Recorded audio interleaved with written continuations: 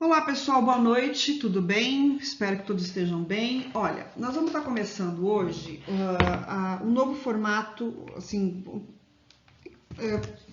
por conta desse conteúdo novo. Até o presente momento, a gente estava trabalhando com um conceito que eu já tinha dado em sala de aula presencialmente, só com exercícios, que era o conteúdo mesmo do primeiro bimestre.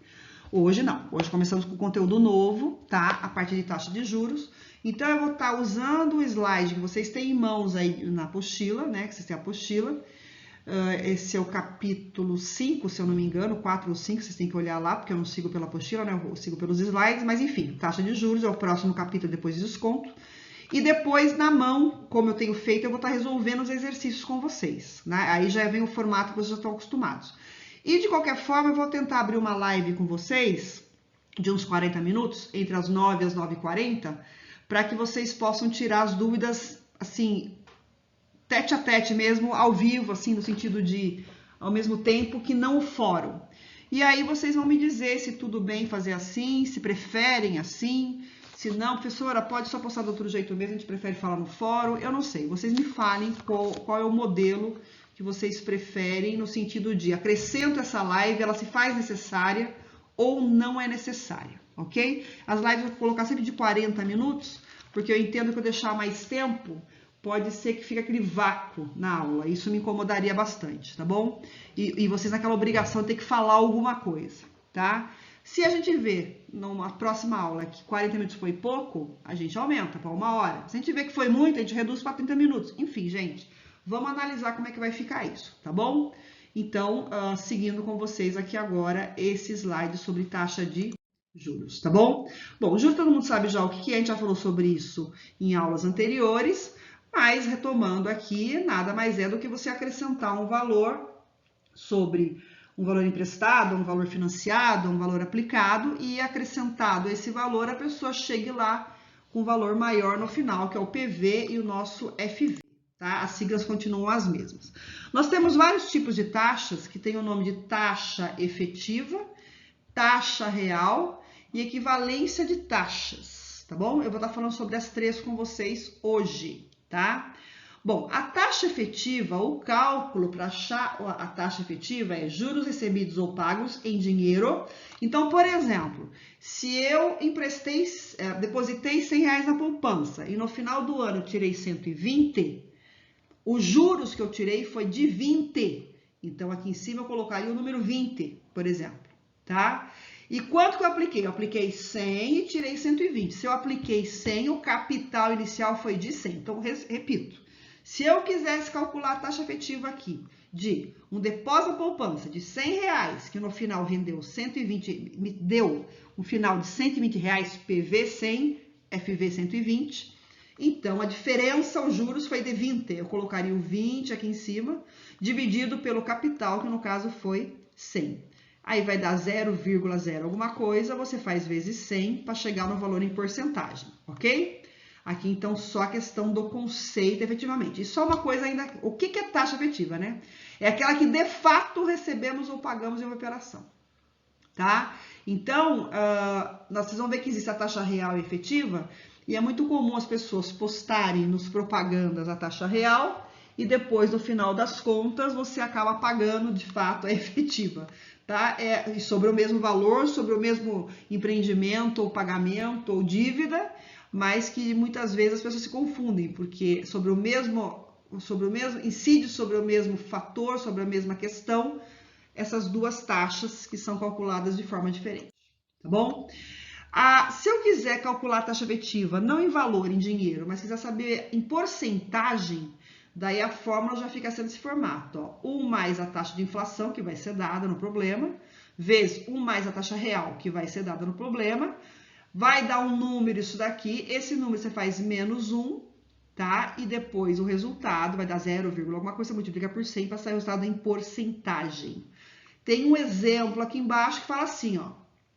O investidor recebeu 8% ao ano de juros reais de uma aplicação que ele fez. Então, aplicou na poupança lá um valor qualquer, a poupança rendeu 8% no ano, acrescido de 4% de inflação que teve durante esse ano, e aí eu quero saber qual foi a taxa efetiva que essa pessoa ganhou nessa brincadeira, no final da história toda, tá? O que eu faria então? 1 mais a inflação que foi de 4, ó, 0,04, transformando em taxa, vezes 1 mais a taxa que ele falou que ia me pagar, que foi de 8%, 0,08, faço essa conta aqui, menos 1 vezes 100.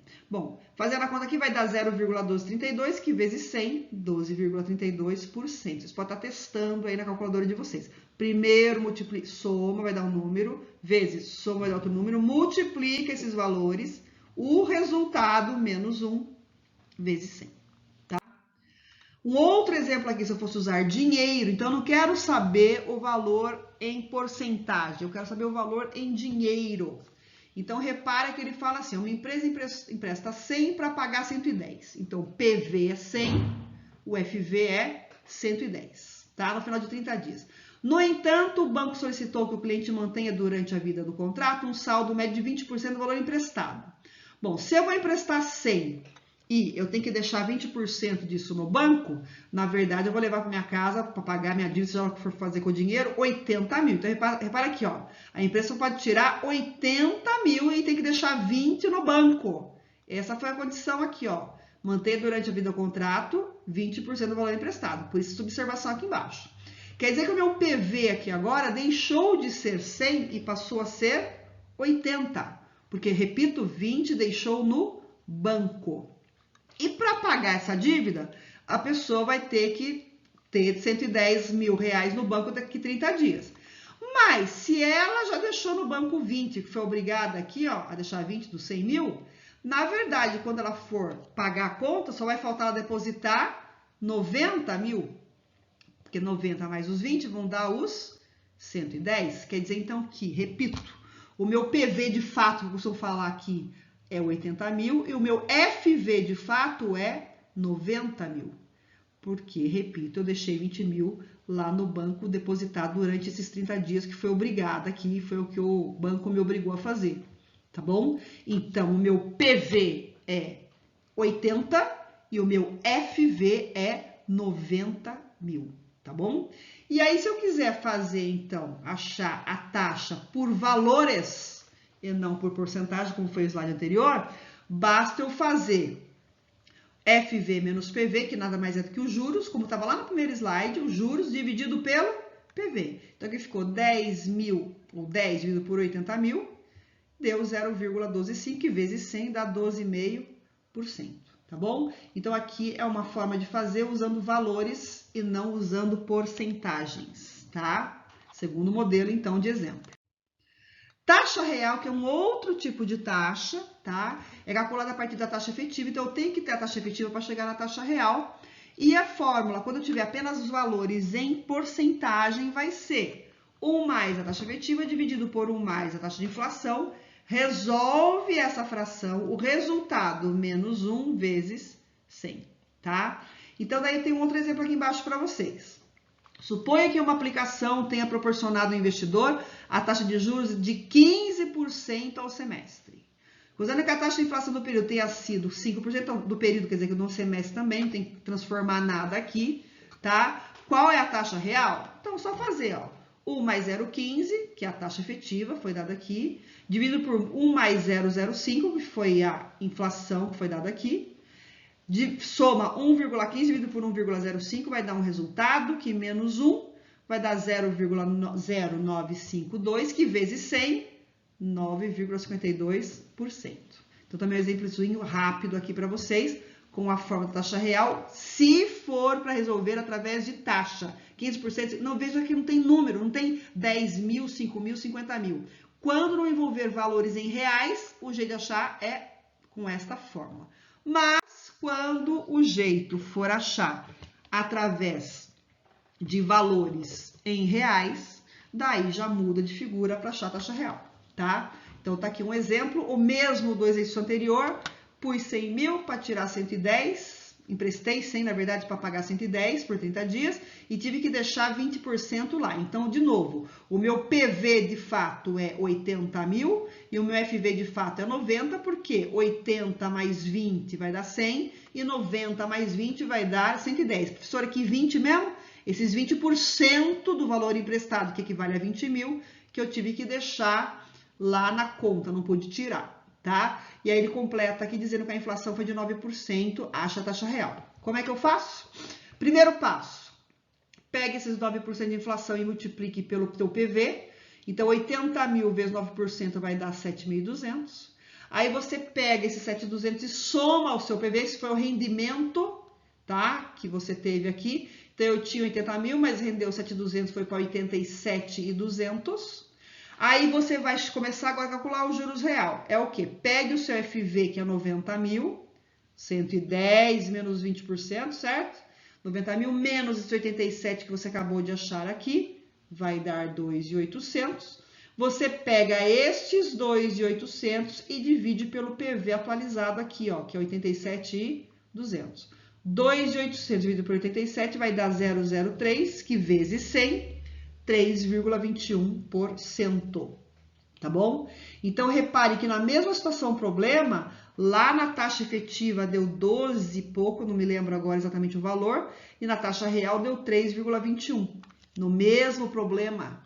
Então, reparem que sobre uma mesma situação, quando vocês aplicam a taxa efetiva e a taxa real, os resultados são sempre diferentes. E outro detalhe, a taxa real é sempre menor do que a taxa efetiva, ok? Não, eu vou continuar com vocês por aqui mesmo, não atingindo os 15 minutos, vou tentar continuar aqui mesmo. Então, vamos lá. Taxa de juros equivalente, ou equivalência de taxa.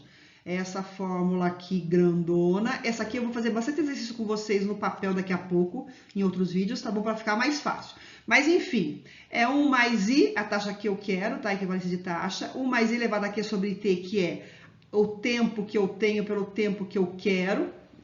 Desculpa, o que eu quero, que é o Q, pelo que eu tenho, que eu desejo, que é o T, menos 1 vezes 100.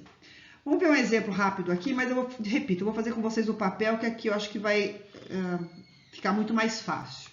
Qual seria a equivalência de taxa equivalente mensal de uma aplicação que a taxa anual é 12? Então, repara que esse 12 aqui é o número que eu pus aqui dentro, ó. 1 mais, transformando, né? 0,12. Então, 1 mais I é 1 mais a taxa que foi dada. Agora, o Q e o T aqui, eu pergunto para vocês. Qual seria a taxa mensal? O que eu quero achar é a taxa mensal. O que eu tenho é 12% ao ano. Então, é o que eu quero sobre o que eu tenho. Só que aqui a taxa é mensal e aqui a taxa é anual. Então, eu pergunto para vocês, quantos meses tem o ano? Um ano tem 12 meses. Então, vai ficar, eu quero um mês, equivalência mensal, de 12 meses, que equivale a um ano. Então, ficou 1 sobre o 12. Menos 1 vezes 100, isso aqui, o resultado final, vai dar 0,95%. Vocês vão calcular aí para mim já já. Quer dizer, testem aí agora, para vocês verem. Faça aqui, vai dar 1,12.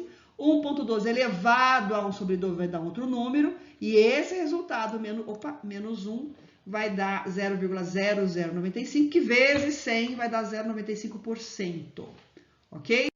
E aí aqui vão entrar os exercícios para vocês fazerem para a aula de hoje e me entregarem, tá bom? Mas, com relação à aula em si, os slides, é isso. Eu vou agora continuar no outro vídeo com vocês, fazendo na mão os exercícios para que vocês entendam com maior facilidade. E repito, na hora da live, vocês podem estar perguntando a dúvida que quiserem, tá bom? Então, até o próximo vídeo aí.